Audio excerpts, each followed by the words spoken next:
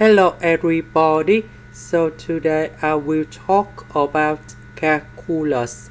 The topic today is about integration.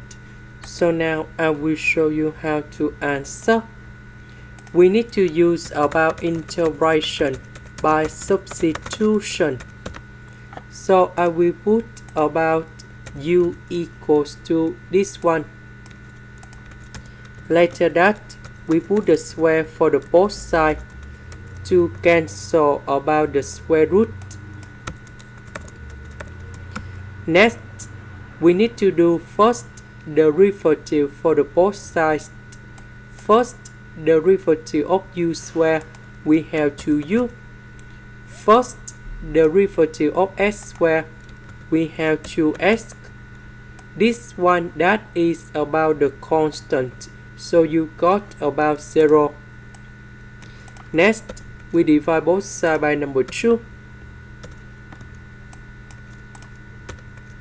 This one we change by u. S ds we change by u du. This one we have u square. The integration of this one, we have u to the power of 3 over 3, and I will put about c. About u, that is about this one.